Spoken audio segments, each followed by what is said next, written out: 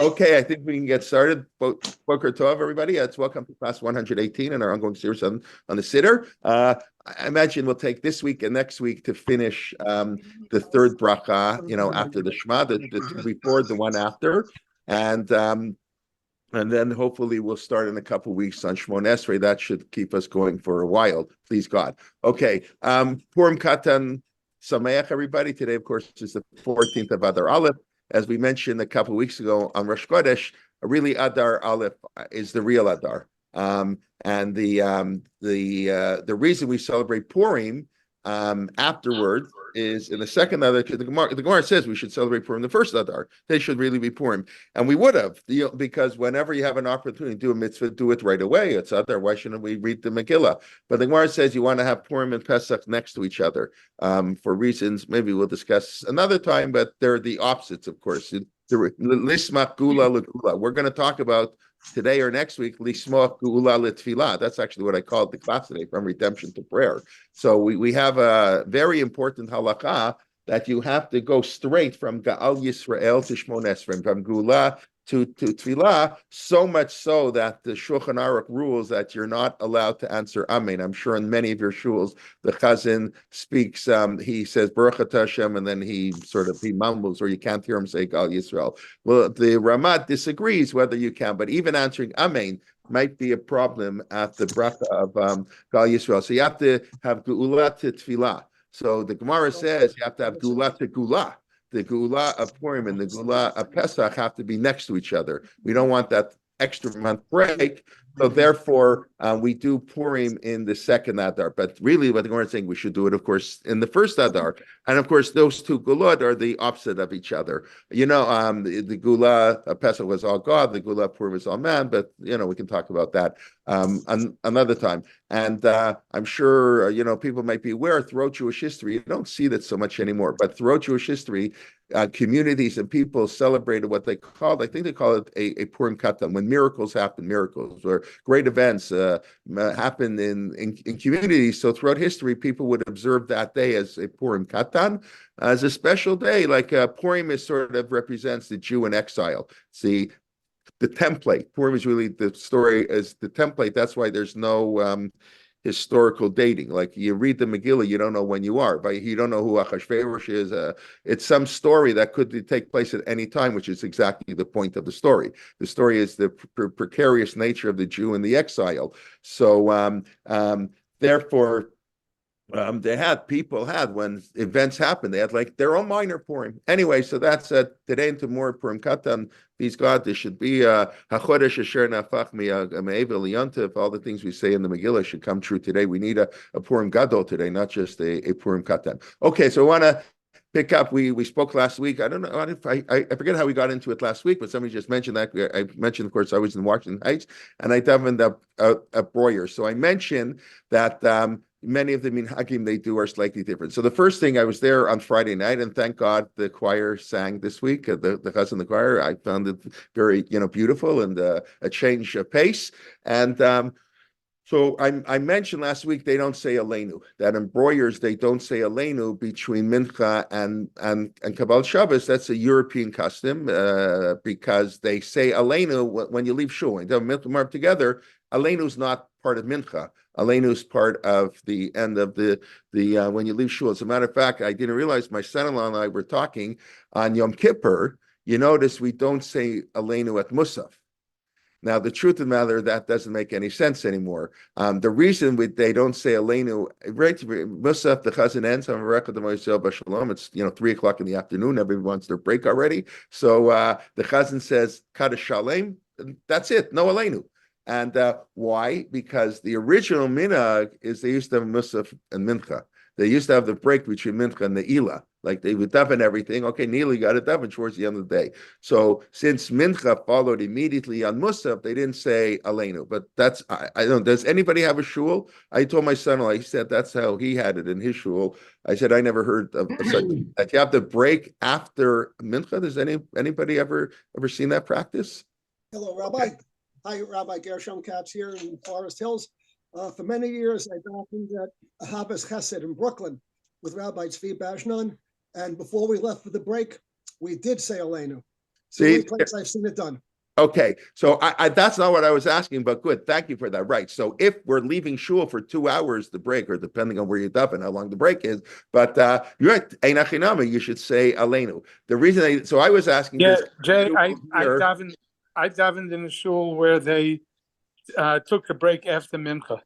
That's what I'm saying, right? So very good. So I never heard of such a minute. I've never, over my life, I've been probably at least 10 different places on Yom Kippur and yeshiva, New York, whatever, all over the place. I've never seen that happen, but that is interesting. But that's why we don't say Elena, because they used to have a mincha and musaf together. Now, what happened last? But we said when we took the break after mincha, we said Aleinu afterwards.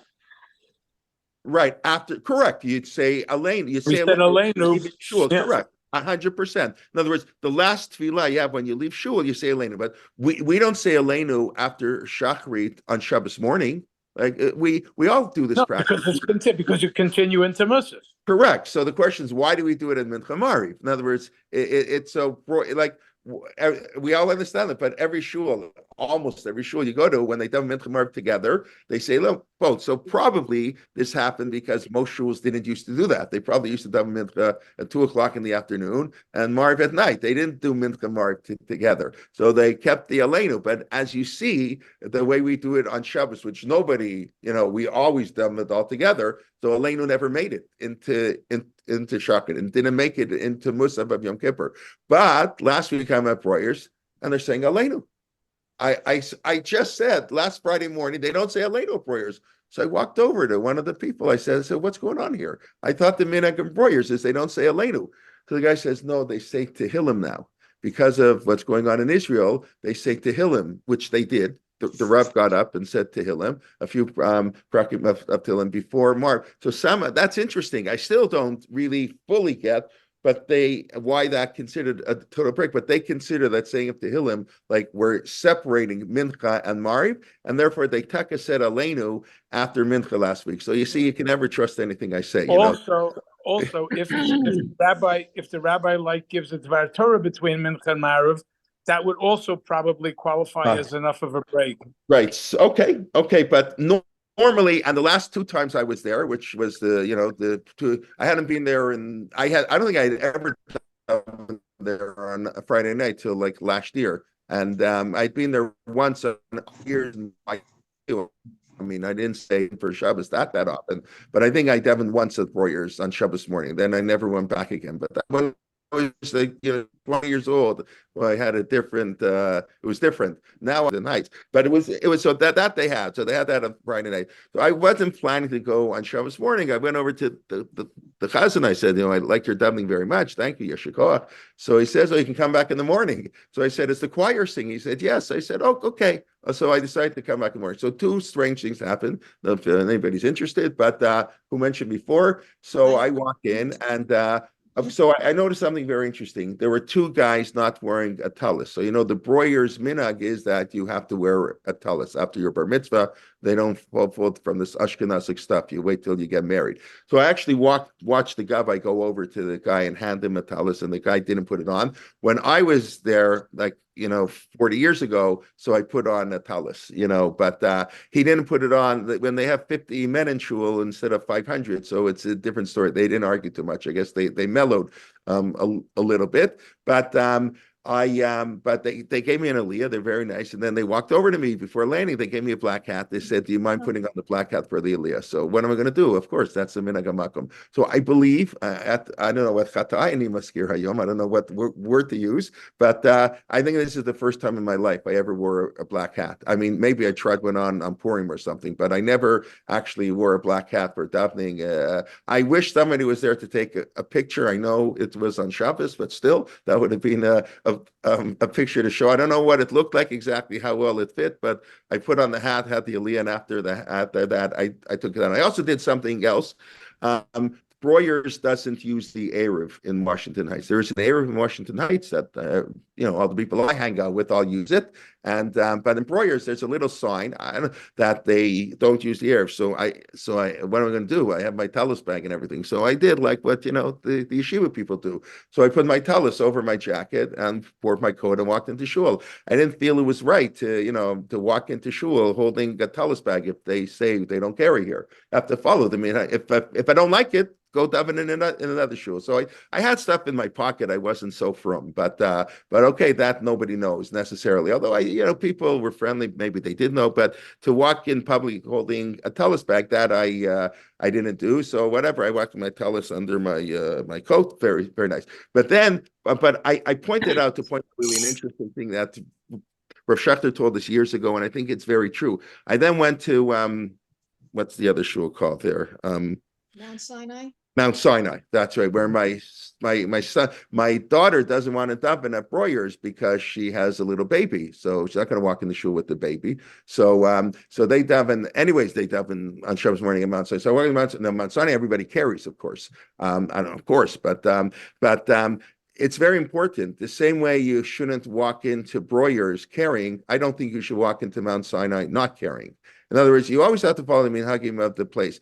Right, you should never be frummer than the rabbi, and so Rav Schechter gave us. I remember in Shir many years ago, he gave us the example of the rabbi doesn't stand for Kriyas Torah.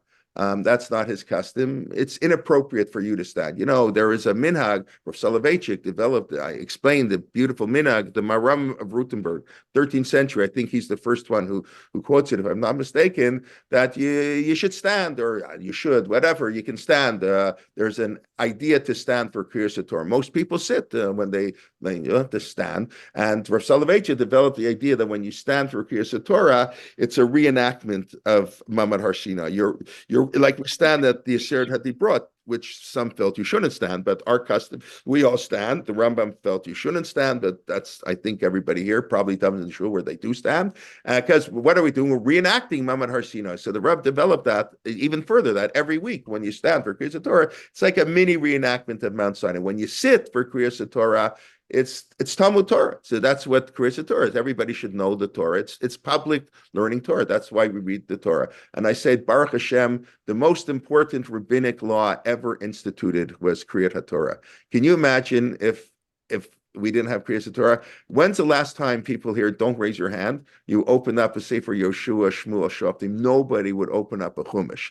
Tetzaveh, nobody would ever look at Parsha Tetzaveh unless some Meir Shapiro came along with a Tanakh Yomi, which they have. It doesn't work. No, who would ever look at these parshiyot?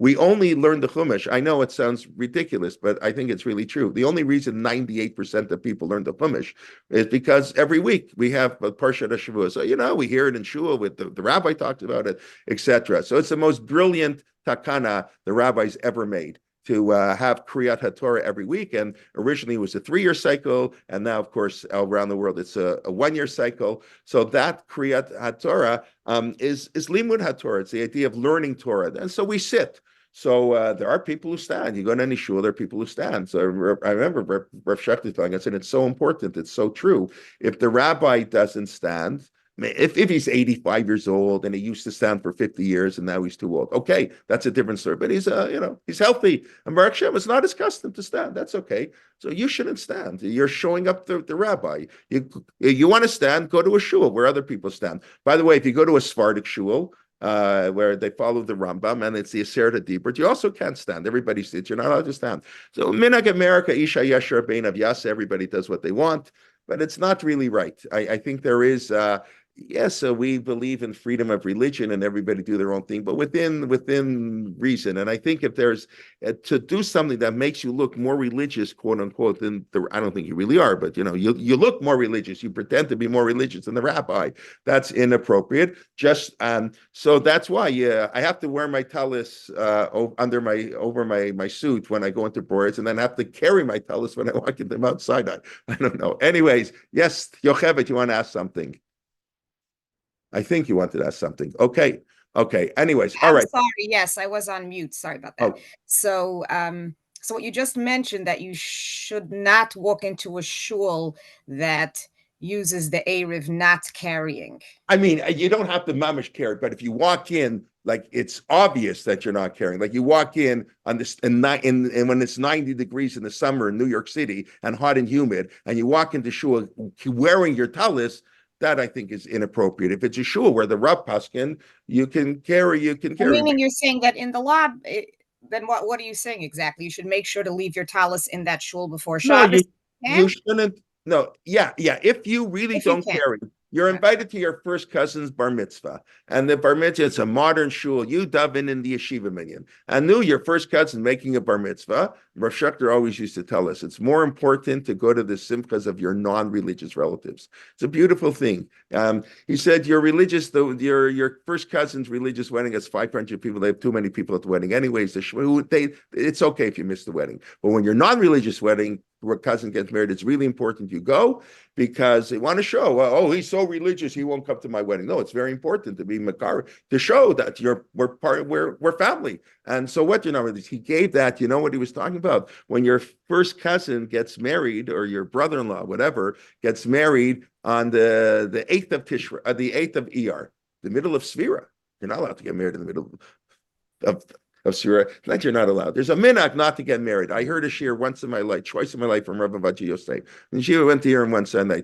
So it was in Sfira. So he's talking about how difficult this minhag. What do you mean don't get married in Sfira? Whoever heard of such thing? Getting married is like the most important mitzvah in the Torah. Like the first proof. What do you mean? You get married, they used to give lashes to people. You're married at 18. What do you mean you're in Sfira, you're going to push it off? So he thought maybe it's okay. He was questioning this sort of minhag we have of the Shulchan Aruch. But okay, you have a minhag, people get married. They plan their wedding 3 months in advance, 6 months in advance, a year in advance, some people. So, okay, so don't plan it in the 3 weeks of, between Rosh Chodesh Iyar or whatever, and Lag Bomer, whatever minhag you want to hold. So, but the Shulchan Aruch says, if somebody gets married in the time where the custom is not to get married, you don't punish them. It's like a weak minhag not to get married, but it's really, he's doing a great mitzvah, even in Sfira. So said you don't punish him. So Rav Schechter, I think quoting Rav Moshe Feinstein, if I'm not mistaken, but maybe I am, maybe he was just on his own.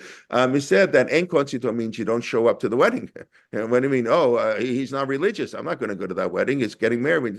You can't. No, the Shulchan Aruch said you don't punish him. You have to go to the wedding. And that he's not religious, even more important. Obviously, today, somebody gets married the 8th of Iyar is not so religious, obviously. That's, today, nobody will get married then. So, of course, she's going to wedding. So that happened to me. I had a cousin who got married in the middle of Sfira, and I went to the wedding.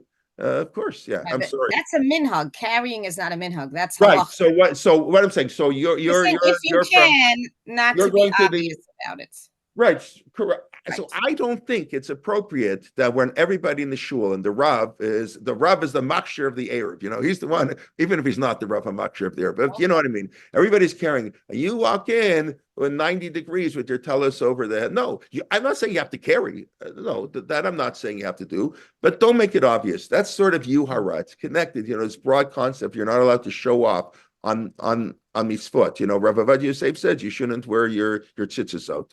Are you a big knacker? You wear your tzitzis out. We don't show off on mitzvot. You do it quietly. It's niyut. That's so you're so from, you don't get beseder. You don't want to every Erev relies on leniencies.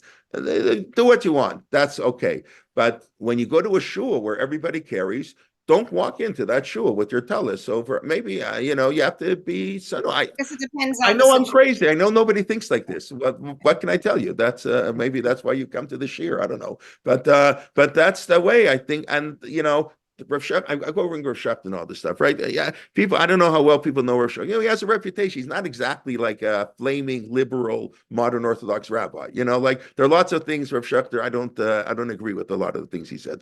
I learned tremendous amount in shir for 4 years. I gained a tremendous amount, but I'm not a chassid. I'm not. He's the Lithuanian. I don't have to agree with everything, but many things said were so beautiful and so insightful. And this is, I think, such a beautiful idea. The same way you don't carry, it's not right to carry when you walk into broyers. It's not right to show off. I don't carry when you walk into the modern young Israel shul. But yeah, it's basic respect. I agree. And the fact that I have to talk about this for 5 minutes, I totally agree with you. That's a very good point. Yes, this is basic respect. When in Rome, do like the Romans. That's Hakol Kamin Haka Medina. I don't know who said it first, the Romans or we. But when you learn Mishnayos in Bava Metzia, like every other Mishnah, I think they're in the Gemara. Hakol Kamin Haka Hamedina, right? Whatever the minhag is, you have to follow. That's you follow. So you have questions. Well, how far can you break your practice because you're following the minhag? As a matter of fact, according to the Rambam, there is no such thing. This remember also Rav Shachar quoted Rav Soloveitchik. The Rambam doesn't know of a notion that you have a family minhag. There's no such thing. You have a minhag. There's only minhag of communities, right? Minhagim is in the fourth parak of Psakim. That's the basis of minhagim. And the Mishnah says, if you go from one place to another place, you have to follow the strictures of both places. You have to follow the minhag hamakom, the minhag where you came from, where you went from, unless you're moving. That's the whole question. 2 days yontif, 1 day yontif. That's the whole issue. What do you do when somebody who lives here is in Israel for yontif? But there is a concept. Al yeshaneh adam mifnei hamachloket. That's how the Mishnah ends. And there's different ways to interpret that phrase, but the basic way to interpret that phrase, whatever. Even though you should do this minhag, that minhag, the most important thing is not to create a machloket. That's how the Mishnah ends. Al yishaneh adam. Don't do something different. Mifnei hamachloket. It causes machloket. Now, it could be there's certain communities. There's certain communities where they encourage everybody to do their own thing. Okay. So I think in that shul, it would be okay to have the people walking like this. You have to get the feel for the shul. But I think if the rabbi is lenient in a certain issue, for you to publicly is you stand up for Kriyas Satorah. That's very public. And the rabbi is sitting. Who are you? Who a big knacker? Sit down. You don't like it? Go to another shul. Okay. All right. Do I make any sense? Anybody else want to argue with me? I don't mean argue with me, but I think these are important things, and this is derech eretz kadma the Torah. This is the basic things that I think we live in a society. Everybody, America. We were very influenced by America. Individualism, and that individualism has transferred over into our religious practice, and everybody does whatever they want. I mean, it is true. We've lost Breuers is one of Breuers and the Hasidim are really the only people who keep minakim. We don't say piyutim. I asked them after shul. They had a few other things they did on Shem's morning. But by the way, the chazan davened both Sukkot Zimra and Shachrit. Oh, here's the other thing. I flipped out. They didn't sing Kel Adon at all. Like the chazan just said, and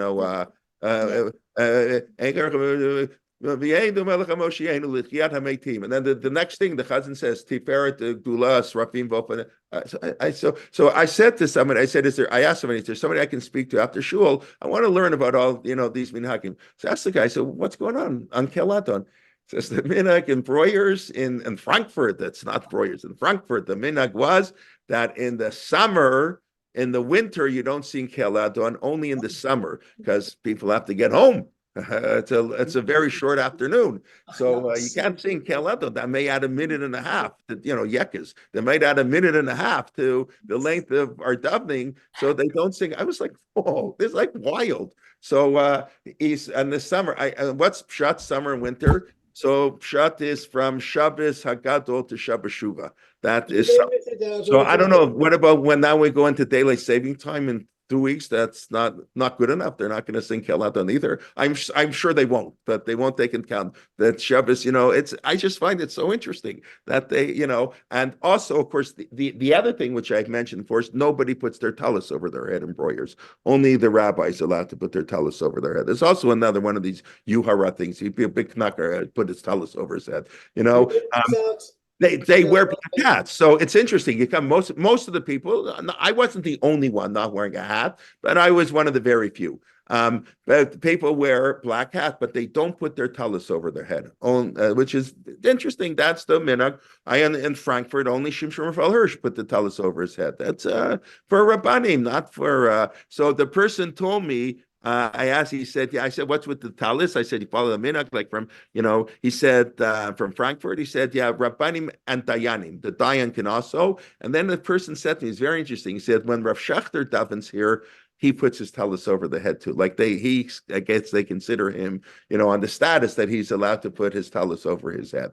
I find these are very interesting things. When you go to different shuls, it's very nice to see. What about Nutzach, Ashkenaz, and Svard? Like, let's So say I mean, let's I say was you in personally Frankfurt. daven Svard, So- and you go to a shul so, that daven Yeah. Ashkenaz Okay. or So vice let's we'll do just. I don't want to. I'm off topic. I hope I don't do what I say I'm going to do. But okay. No. So we were in Frankfurt a number of years ago. One of our tour motion trips to Germany. So it's amazing. I think if you haven't visited, I know what Germany is associated with, of course, but Germany is the country that has most owned up to the Holocaust.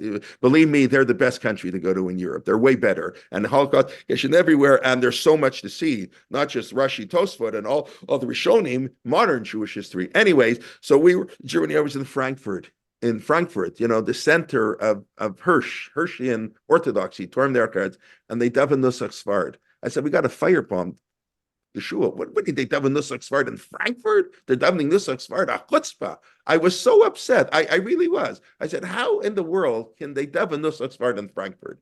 No, what today, everybody, what can I tell you? What do you do when you're Nusach Svard? They're different approaches. The Rav Moshe Feinstein approach is you daven your own Nusach, except when it's things that can only be said in public. So in Kedusha, you say Keter.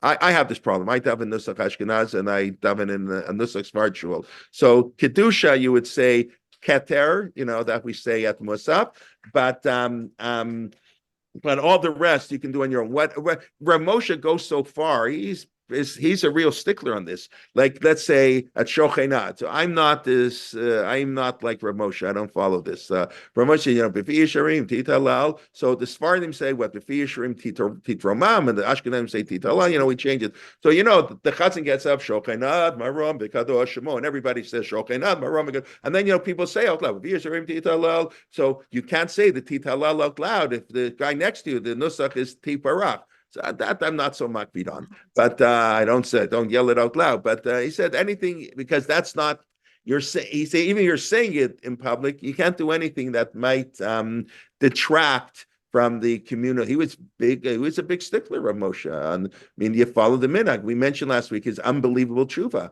and it's also connected to this idea. We said in a different context, somebody asked Rav Moshe, can he donate to the Erev? Rav Moshe says the Erev in Manhattan is no good. He was big makmer in Erevin. Rav Moshe said the Erev is no good, and this guy doesn't carry, and he's davening in a shul where they do carry.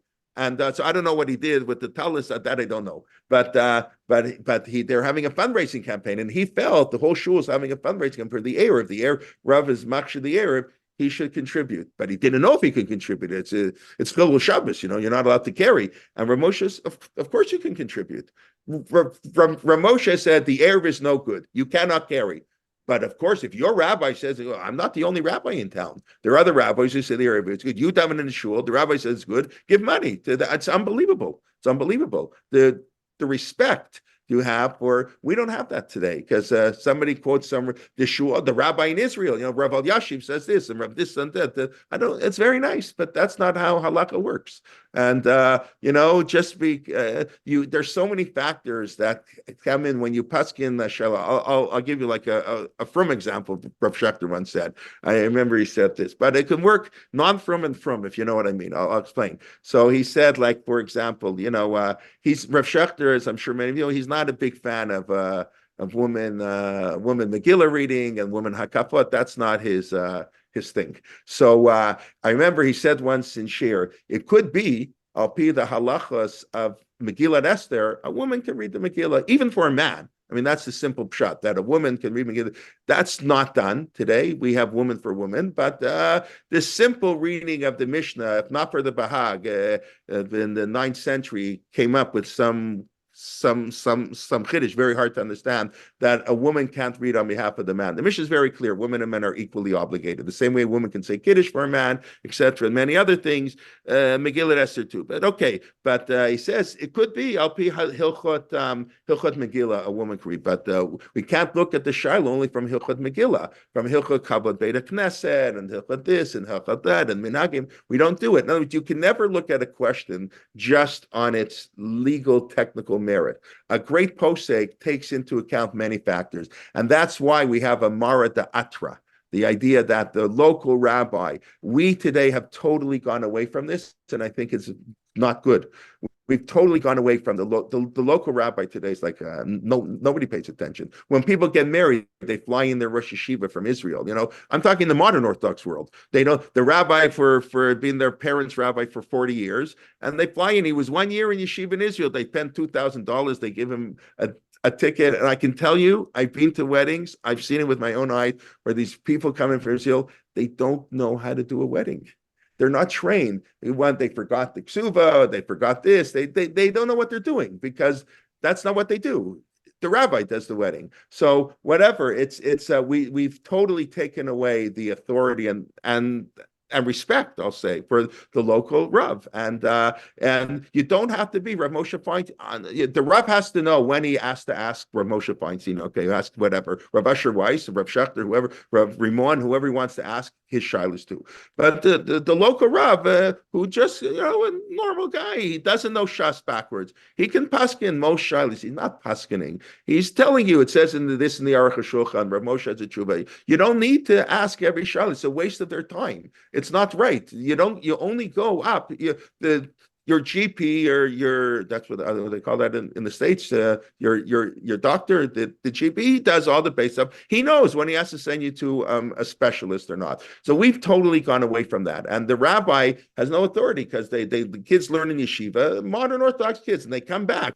Oh, we did this in yeshiva. Who cares? I don't care what you did in yeshiva. This is what we do in our shul. But it's not right. It's not right. We have to follow the rabbi, and that's the practice you follow, and you don't have to worry about everything. So that's why it's important, because every community is different. And in certain community, because there's so many factors that go in, and the Rav knows the community best. What should you do for a bat mitzvah? Don't ask Rav Asher Weiss. I don't mean to pick on him. What you should do in the young Israel of Oshkosh for the bat mitzvah, because you have to know, are the people in young Israel, are they religious? Are they not religious? You have to know who they are to know what's the proper response. Is it good for the girl to give the Dvar Torah before laning and shul, after davening?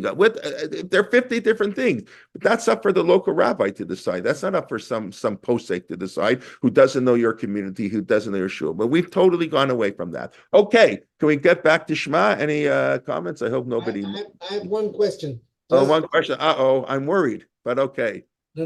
Just to tell me, does Breuer omit Kale Eldon altogether, or just No. They say it, but without singing it. In other words, like you say, Hameir Laretz, Hakol Yaducha. In other words, he just says the first. I didn't know what's going on. I kind of missed it. I think he went straight. I don't even think he said the last line of Kale Eldon. He went straight to like Tiparach or whatever he say afterwards. He was at Kulam Ovim, Kulam Burim, Kulam Burim. I said, what happened to Kale Eldon? So I know, like in the Frum circles, they do it responsibly. So they told me in broyers they used to do it responsibly. Now, responsibly in broyers mean you only say either of the line. Like Kabbalah Shabbos and broyers, you only say half of Kabbalah Shabbos. The Chazan says line 1, you Lechuna Ranna, you answer line 2. And it's very quick. It's actually very quick.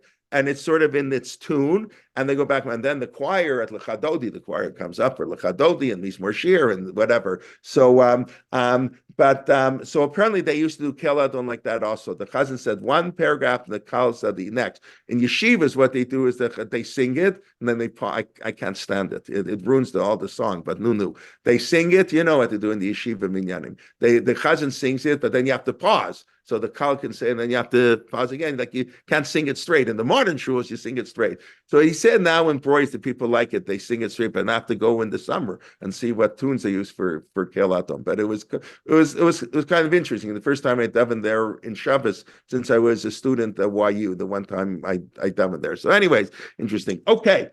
All right, so Rabbi Kelman, one last comment. Next time you go, you have to go down the block and daven in Dumbrov if it still exists, because that's where Dumbrov. I don't know what that is. I'm sorry. It's the Hasidic shul, the next corner, because that's where I davened growing up, because I grew up in Washington Heights. So you grew up in the Heights. Very nice. Yeah. Okay. Very nice. Okay. Well, I went to Warriors, but because of our background. And then somebody, I went after shul. The guy who was, I was talking to about Altamim Hagim, so he took me downstairs to see the school and their picture of Shinshar Fel Hirsch, and, Karim Derech Eretz, and, it's, they have a school there, but listen, it's a much diminished community. I mean, I think there are people there. He told me they opened up a Breuer's Minyan in Lakewood. I mean, I haven't been to Lakewood since 1975. The last time I was in Lakewood, my first cousin got married. That wasn't a non-firm wedding. My first cousin got married in Lakewood in 1975. It's the last time I've been to Lakewood. I have to go, really. I should go visit. That's a wedding. I just like pick out. I've had no reason to go to Lakewood. But he told me there's a Breuer's Min, and I was much younger and different and everything, but different. But he told me there's a Breuer's Minyan in Lakewood. They just went, but he doesn't think they have a choir. He imagines the choir might not go over so well in Lakewood, but I think it's beautiful. Maybe you don't like it every week. I don't know. I would have done it every week, but I grew up. I sang in a choir. I grew up in a shul with a chazan and a choir. I grew up at 3.5 hour davening. Okay, 3.25 hours every Shabbos. 8:45. They never finished before 12. And the chazan, I have 2 bar mitzvahs. It was it's like my father's shul, and it's a big shul. It's a traditional conservative shul, very traditional. The old style, they don't really have this anymore. But there was, the chazan, the choir, explanations, bar mitzvah boys. It was a long davening and whatever. Today, people don't tolerate. Breuer's, they finished. They davened quickly with the chazan, the choir, and everything. 2 hours and 7 minutes, maybe under 2.25 hours, which I thought was, anyways, interesting. Okay. Emet. So we were talking last week. Okay. Any other comments? And then we can. Does Breuer say Aleinu between Mincha and Marav on a weekday? I assume not. I haven't done there. I'm assuming they don't. For this, I don't. I know when I first saw this when I was in Europe after yeshiva in Israel. I was thinking it was in Amsterdam, and I went to shul like I was 18 years old. But my year in yeshiva, turned to Europe on the way home, and I think and they didn't say Aleinu. I didn't know what was going on. Like, why don't they say Aleinu here? But of course I didn't know what it's all about. So I assume they don't, but I don't know, unless maybe the rabbi learns for 10 minutes and maybe they do. I don't know. I haven't gone. If somebody, next time you go, let me know. Okay. I'm sorry. One last comment, Rabbi Kelman. I just have to say this. We're waiting for you to come to Brooklyn. At least I am. Okay. So I used to go to Brooklyn. Because I know you spent you 200 were here Shabbatot in Brooklyn. I must have spent 200 Shabbatot in Brooklyn in my life. Because when I was in YU, my uncle, from Prospect Park, found their Prospect Park. My aunt lived in Brooklyn. My uncle lived in Brooklyn. I had about 5 first cousins in Brooklyn. So most weeks from YU, I was in Brooklyn, many weeks. And then I lived, after I graduated from YU, after I got smicha, I worked as an accountant in New York for 2.5 years, living on East 19th Street, between L&M. So I spent many, many, many, many Shabbatot in Brooklyn. And for the first time when I was there, I rented in a house with two friends. We rented a house, and so for the first 15 weeks we went to different shuls till we found the shul that we liked. I went to all the different shuls, to try them out, a bunch of shuls. But anyway, so I don't know where you live in Brooklyn, but I haven't been to Brooklyn for a while for Shabbos. But anyways, okay. All right, now it's almost like anticlimactic, but okay. Emet v'yatzi v'nachon. So last week we spoke about the 15 adjectives, whatever. And we spoke about, is it talking about all of the above? It's talking about God, Hashem okechem emet. God is true and yatziv and right and proper and yashar. Is it talking about the midah of truth? Hashem okechem emet. Pause. Emet, truth is nice and good and great and beloved and etc. Is it talking about the exodus from Egypt, right? Davar hazeh, right? That's the unclarity. So it's really all beautiful. We said it in a certain sense, it's all of them. Now it's hard to say every single adjective. You have to figure out how they apply to each one of them. I've seen nobody who does this. Somebody's art scroll said this affirmation. I guess the affirmation of faith that God took us out. I said it could also be connected to the bracha before Shema. This is the bracha after Shema. So God's love. Ava Rabbah, habocher b'amo Yisrael b'yava. God shows with love. That's true, and it's God's love. So there are many, many different ways to interpret these ideas. So last week we spoke on Yashar, the idea that being a Yashar, the mitzvot between man and man. But I just want to go over some of the other adjectives and just point out a few other ideas. We have Emet v'Yatziv, right? It's established, Nachon, it's correct. God, Exodus, all these things, truth, it's correct. Nachon Kayam, it's permanent. This theme of permanence, the whole bracha, we'll come to it. The idea that it's forever, from before till afterwards. You notice the whole bracha, as we'll point out. But this idea of Kayam, that it's established sort of for all time. Yashar, we spoke about that last week. Straight is our relationship to other human beings. I did, somebody asked me before, I sent it to you. I should have set up before and put it in the chat box, but I didn't. The introduction of the Netziv Tiberation, where he talks about Sefer Yashar, it is translated. It is in English. If you go on Sefaria, maybe after the class, if you want to stay, and anybody's interested, I'll look for it and then I'll post. But it is on Sefaria in English. The Netziv's introduction to Bereshit, this very powerful idea that Avram is the Yashar. Being a Yashar is much more important than being a Tzaddik. And Avram prayed for Sdom, even though it's the antithesis of what he stood for. And that's what a Jew does. We get along with people who we disagree with. We care for people. That's his whole point. That the Yaakov and Lavan, the honesty Yaakov had in all his business dealings with Lavan, we are better than our people who are against us. I don't have to tell you. We don't do the same things. On this concept, I probably mentioned by Hanukkah. It's a very beautiful idea I heard from Rav Aaron Soloveitchik, the Rav's brother, says Rabim biyad matim. Okay, that's a big miracle. The few beat the many. But Tmeim biyad Torim, the pure beat the impure. Zaydim biyad askei Tortecha, people who learn Torah beat the people who don't. Who care? What does that have to do with anything? It's very nice, but that's no miracle about the war. If you say I had no ammunition and we won anyway, what is this? So he said, because we don't fight the same way our enemies fight. We don't stoop to their loneliness. We don't hide behind our civilians and want more civilians to die so it looks good. We won't do the things that our enemies do. So that's harder. It's harder to win a war when you have a moral army. But anyway, so that's but being a Yashar is even with people we don't agree with. Ne'eman, trustworthy, ahuv v'chabit. So I just want to talk about ahuv v'chabit very, very briefly. So it's beloved, ahuv. So you can say God is beloved. The fact that we freedom, if it's talking about the Exodus, so freedom is beloved. Our relationship to God is beloved, and I think this is a very important thing. We have to love being Jewish. I don't know when I mentioned it recently, but. I think I mentioned it on my podcast on the Parsha this week. I think Rav Moshe always used to bemoan the fact that people, I don't know Yiddish, it's schwer zu sein a Yid. It's hard to be Jewish. He thought that was a terrible thing. People came from Europe and they complain how hard it is. It was hard.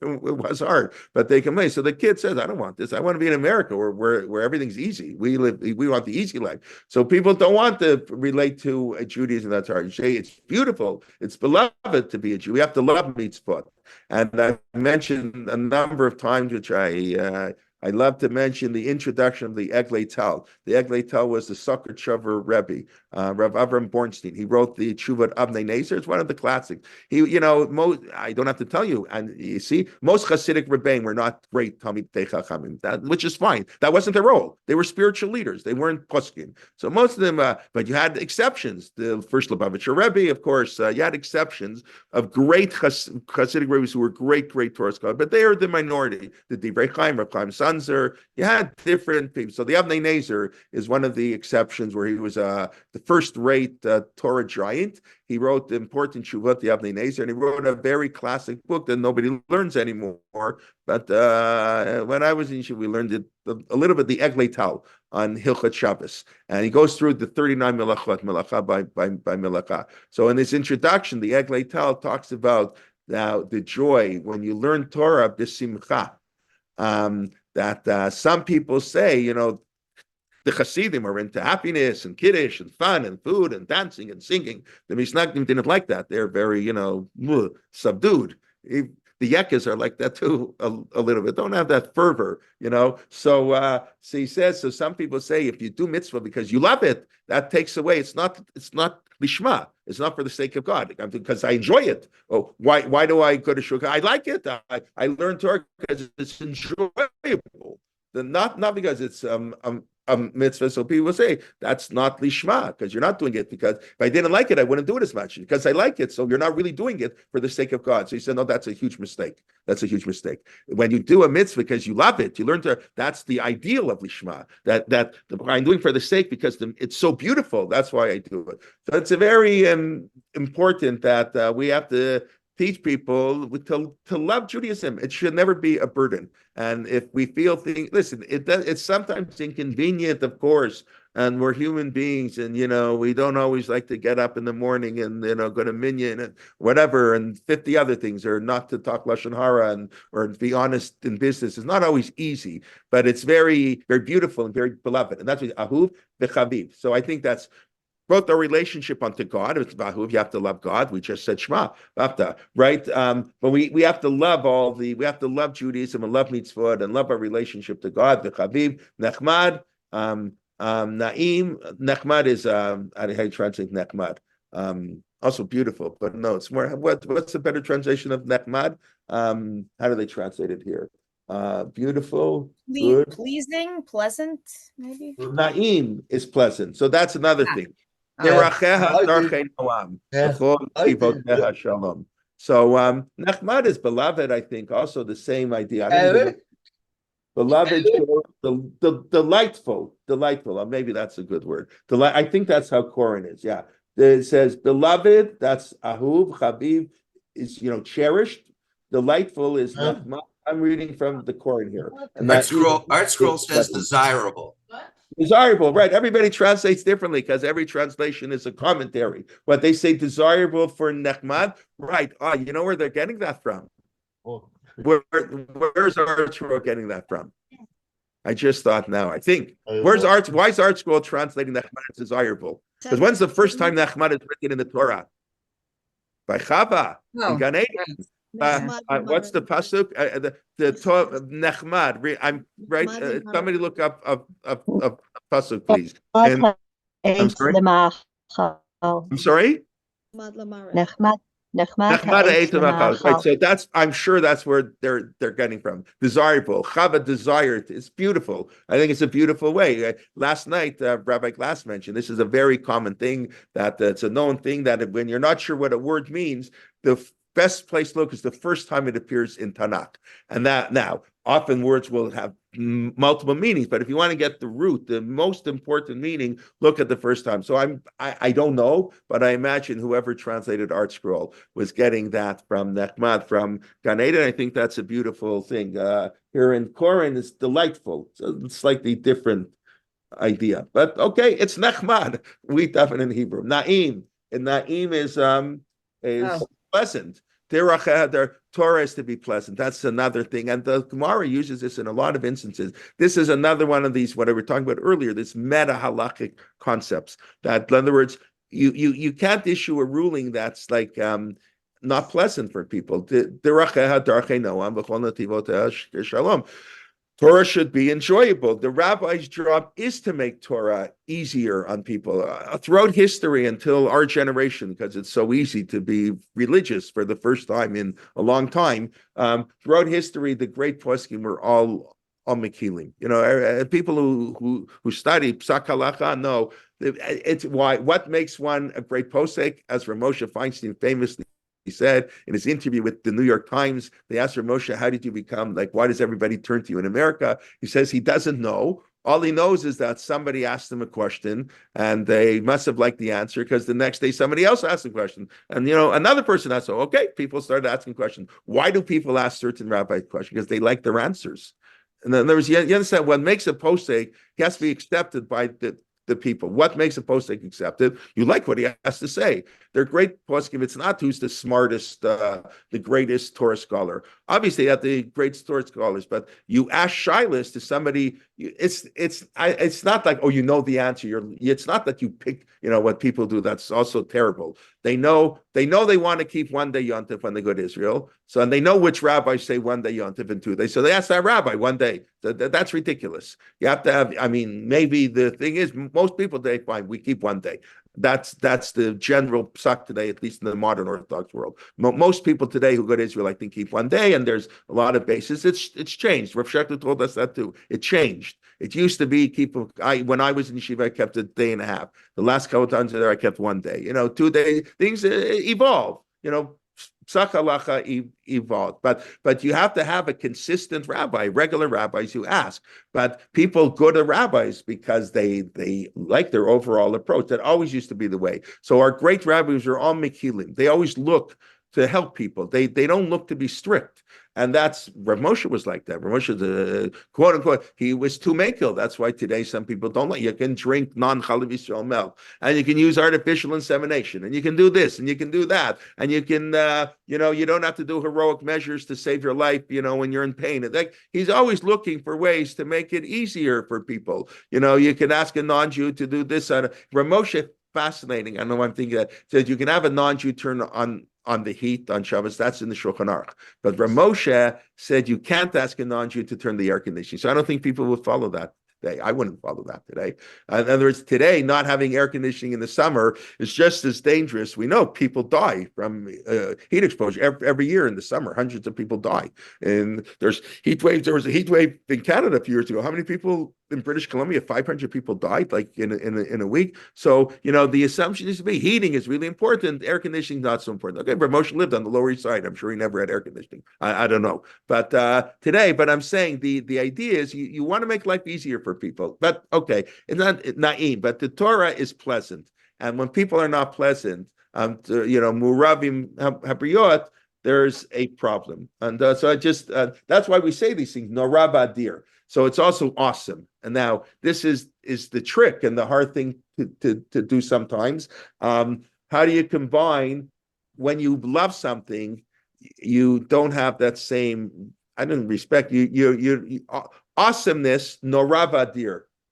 Truth is powerful. God, the Exodus, freedom, all these ideas that could be we're talking about are should be awe-inspiring. Now, awe-inspiring implies a distance. When something is awesome, you're like, wow. You step back and you marvel. And that's how our relationship to God is. That's what Yirat Hashem means. Fear, it's not fear of God. That's, pachad. But the mitzvah to be a yirei shamayim is not so much to be afraid of God. Maybe there's a little bit of an element to be afraid. We say you should be a yirat chet, yirat shamayim, yirat chet. It's a little bit different though, right? So yirat shamayim is be in awe of heaven. It's very hard to have love and awe at the same time. And we mentioned, so only by God. By God, there's a mitzvah of ahavta, and there's a mitzvah to be afraid. Our parents, we only have a mitzvah of awe and to honor. We don't have a mitzvah to love your parent. Because they don't go together. You only have a mitzvah to love your spouse. V'afta l'reacha kamocha, the Gemara, while it applies on a certain level to everybody, the Gemara includes miacha as a spouse. The primary meaning of that pasuk is to love your spouse like you love yourself, which is actually possible. To love everybody like yourself is impossible, as all the Ramban and others point out. It's not really when you love everybody. That's ridiculous. Can't do that. So everybody says it doesn't mean that. Obviously, the Torah can't mean that. So, but the Talmud thus interprets it meaning about a spouse. So that relationship is one of love, not of awe. That's the Netziv. You want another great Netziv. The Netziv says that was the problem in the marriage. I'm going to say like apikorsis. Now, that was the problem in the marriage between Rivka and Yitzchak. Rivka was in awe of Yitzchak. Rivka grew up in Laban's house, a little bit.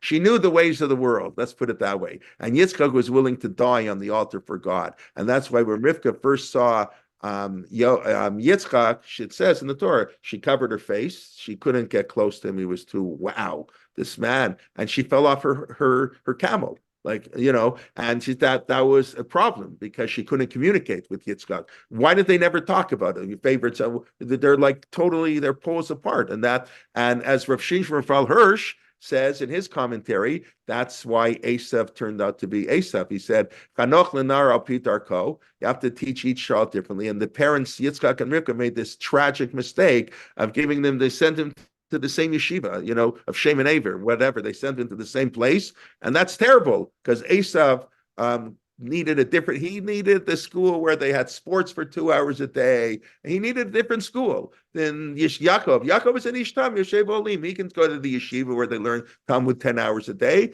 And Esav needed a modern place, where they care. And from Shimshon verse, he says that. This is exactly what some people don't like this. But then he said, had they not done that, it would have, maybe Esav wouldn't have been Esav. And it's really, the Netziv is saying that the same thing. There was awe. A husband and wife can't have awe of each other. They have to have love. So love and awe don't together. So here we are putting it together again. The same way you have Av and Yirat Hashem. You have Ahuv. You have to, again, love Torah, love God. Means where you have a close relationship. When you're in love, you can, and therefore you can do certain things. You wouldn't do to a stranger. You understand each other. It's okay, God. You have to have this love and closeness, but you have to have this awesomeness. Norah Badir. You have to have both of those. Okay. Umitukan, umikubal. It's mitukan. It's takan. It's fixed. It's prepared. It's prepared for us. So I also think this also, what we're saying here is whether it's Torah, the Torah is prepared for us, but we have to implement it. God, if it's God prepared a world for us, but we have to conquer the world. We have to establish the world. Everything is there, it's mitukan, but we have to go the next step, and we have to sort of put that what was set up for us. God prepared it for us, but He's not gonna give it to us.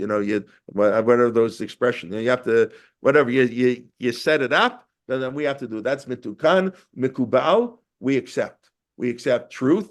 Let's say it's truth. We accept God. We accept Torah. We accept love. It has to be something mikubal upon us that we willingly accept, like Naseh v'nishma. In a certain sense, force mitzvot don't mean anything. You can't force anybody to that is already meaningless. People have to observe the Torah because they willingly want to observe the Torah. Forcing people doesn't really work. And we know that's human nature. We don't like to be forced. Yes, of course, the Torah tells us to do things, but that's not the same as forcing one. We have to do things mikubal, the tov v'yafeh, we spoke about last week. It's beautiful and nice. And even the tov, I think I'm not expert enough in Rav Shimshon Rav Hirsch. I know many of his writings, but I'm pretty sure his overall view of mitzvot, the way he looked at mitzvot was very much like as many people did. Mitzvot are good for us. It's good for our society. The reason we have mitzvot is to make our lives better, to develop our character, and to develop our society, to make a better society. Like that's it's good. All of this is very good. Torah is good. God is good. The love of God is good. The Exodus is good. Redemption, our relationship to God, it's very good and nice and beautiful. This is sort of unlike the approach of Shimshon of Yeshayahu Leibowitz. Anybody, if you're familiar with the approach of Yeshayahu Leibowitz, so Yeshayahu Leibowitz basically that's Nechama Leibowitz's brother. So he believed that we keep mitzvot because we're in God's army. And when a commander tells you to do something, you do it. You don't ask any questions. And if God were to tell you to stand on your head, we would stand on our head. And he gives us an example. A person comes back, Rahman al-Islam, from burying a parent, they have to daven immediately. The same way, okay, before the funeral, not, but right after the funeral, they have to daven. Just like a person comes back from the wedding of his child. It's the same davening. The Torah doesn't take any of the Torah doesn't care. The Torah is all about we are like our machines. We have to just follow whatever God says. Needless to say, this approach is not, even though he tries to back it up, this approach is not really, maybe some aspects, but I don't think this is an accepted approach, and I don't think it's an approach that works for people. But you should leave us at a lot of interesting approaches. But the general approach is the mitzvot do have, I don't say an ulterior motive, ulterior purpose, but it's not just to follow the will of God. It's to create what's good for man. God said it was good. God said it was good. Everything's good, right? So it has to be good and beautiful. Yafa and nice. Okay. And then I'll just quickly point out, I see it's already getting late. And then we say, so I mentioned before, and we'll just end with this, and we'll pick up on this, please God, next week, the idea of the permanence. We're going to talk now about all this was true, is true, will be true, like so you see right away, is Adavar Aleinu Olam Va'ed, forever. Elohei Olam, God, you're the eternal, permanent God. The Dor Vador, from generation to generation. Emunato Kayem La'ad Kayem. If you go through, when you say Shema tomorrow, when you say this tomorrow morning, just look how many times it talks about La'ad, forever, Olam, prior generations, future generations, over and over, that theme comes up. So that, please God, maybe you can pick up on that next week.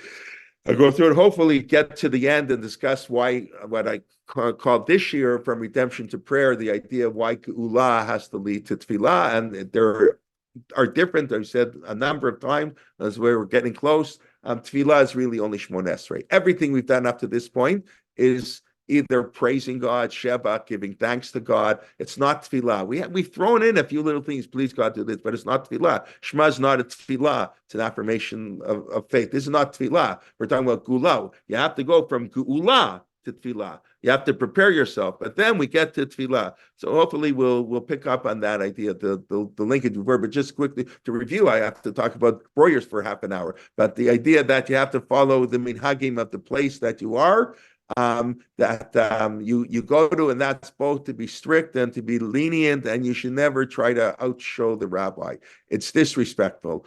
You want to go to the rabbi, maybe the rabbi that's in mind. I agree. You could have a type of shul where the shul encourages everybody to do their own thing. Also beautiful. But generally speaking, you walk into shul and everybody's sort of one thing. So maybe you could argue it's not right of me not to wear a black hat throughout the whole thing. Maybe. I don't know. I guess I don't think so. How far you go, I don't know. And they didn't mind. No, they didn't say, had they asked me to put a black hat on for all of that, I would have done it because I'm in the shul. That's not what they asked me. They just said, when you have an aliyah, okay, when you have an aliyah, do it. Okay, so we discussed when to say Aleinu if there's a break, when not to say Aleinu. When was the break on Yom Kippur? The break used to be after Mincha, which is why there's no Aleinu after Musaf, and I forget who just mentioned that in their shul. Taka do say Aleinu after Musaf because they do have to break then. And we talked about following various minhagim, and it's important to be more concerned with your non-religious people. That's exactly what Sefer HaYashar is all about, the book of the straight. That's what Rav Shachar said. Go to your non-religious relative's wedding. That's more important than go to your religious family. And then we just finished up some of the points in these 15 adjectives. It's really 60, but it's emet and 15. Hashem Elokeichem. That's really how it ends. We add the word emet as we spoke with the Shema, and then we have 15 adjectives. Either, as we discussed, it might be describing emet, describing God, describing the Exodus, describing the love of God, redemption, etc. And then we've gone through that. So we spent the last little while, last week, this week, going over what's sort of just these ideas: Yashar, Ne'eman, beloved, Achiv, pleasant, or pleasant, has to be beloved. You should love to do mitzvot, but you can't take away from the awesomeness, and things are prepared for us. We just have to do it, and that's all very nice. It's tov v'yafeh. Okay, let's see. Let me just quickly, if anyone has any questions, comment. Let me just go back to the beginning. It's hard. The sun is shining here where I am. Yeah, basic respect. Boys who learn in the Hesder Yeshiva and visit boys in the mirror, they should come wearing black jersey and black hat. So that's an interesting question. I know not here. When you go visit the mirror, I don't know how much you have to go, but yes, you to a certain extent, absolutely. When you're going to visit, my son was in Gush, so he was in Rav, now I forget his name, Shir, and they used to take the boys once a year to Bubov. That's what they did. I know it was close to Bells. Bells is a big shul. And they took them to Bells for Shabbos, and they met with the Rabbi. So I don't know what they did differently. They understand. Bells welcomed them. It was planned in advance. They didn't just walk in. They planned it, and they want to expose the kids. It's very good to see other shuls, how other people daven. It's very good for Achdud and Abat Yisrael to see that, the way they do it in your shul, that's not the only place in the world. But the boys, when they learn, so I don't know that they have to wear a black hat necessarily, and they probably don't mind. But yes, if they really, if it's going to create a machloket, yeah, they should. And when the guys from the mirror come to visit Gush, they should take off their black hats, right? So I think it's nice that we can have both, that it's okay to wear a black hat. Like I didn't use the example of not wearing a black hat. I use the example of caring, not caring. Certainly that's really more like you're saying, oh, Rabbi, you're not religious. You're like a Machal Shabbos because you carry. That's different than putting on a black hat. You understand? They're not the same. Where exactly you draw the line, I don't know. You have to think about it. Use common sense. Discuss with people. See what the nature of the shul is. Discuss with the rabbi. But yes, at some point, at something you have to do with what they do in the mirror. When the mirror do is the mirror. When in gush do is the gush. Okay. Let's see here. Rav Soloveitchik wore a black hat. Yes, of course. Rav Soloveitchik often wore a hat. A lot of people. I was in YU this week. They have this learning program on Monday, and it's a different place. I was talking to a couple of the Rabbi. I know a number of the Rabbi in YU. Some of them, a number of them, of course, are younger than I. I'm already like I'm from Rav Schechter. I went, of course, said hello to him, had a nice conversation, but it's not like it's not a friend. Like it's not like. But some of the other Rabbi I can be friends with. I can schmooze them. The YU base medrash looks different. A lot of white shirts, more hats than there used to was when I was there. Okay, whatever. By Kelman, I didn't write that he wore a black hat. I wrote he deliberately changed his blue hat for a black one when he went. Instead of his regular blue. Okay. And he told his shamish when in He Rome. probably didn't change his socks, though. I think the Rav always wore like this, whatever. I don't know what. He wore white socks because his wife, when she got older, couldn't tell the difference between the navy and the black. So to make it easier for her, right? And the Rav was a little like I don't want to say absent-minded, but a little bit like yeah. Listen, it's whatever. He was in the world of learning. Okay, I know it's the Spanish Portuguese. I assume S&P. I assume it's the Spanish Portuguese. Hired an Ashkenazi head. Yes. Yes, where's his talis davens like an Ashkenazi? So that's very interesting. I assume, and I hope, and I know who you're talking about. Obviously, he's the rabbi of the Spanish Portuguese shul, but I find that very interesting. I davened there once, the Spanish Portuguese shul, on a Friday night. I'd like to go back again at some point. I assume the shul approved. They wouldn't hire a rabbi, but that's very interesting. Is that right? What they do? Okay, I don't know what to say. Any hat will do at Breuer's. Okay, that's. By the way, the chazan doesn't wear a black hat. He wears it's like in the conservative shul. Like they wears. It's not like a hat. It's I don't know what to call it. It's like a big kippah. It's like they put on. And it's soft. Like you can flatten it. Like it's. Anyways, it's just interesting. Different. Listen, I think in Breuer's they wore clerical robes in Frankfurt. They don't do it today.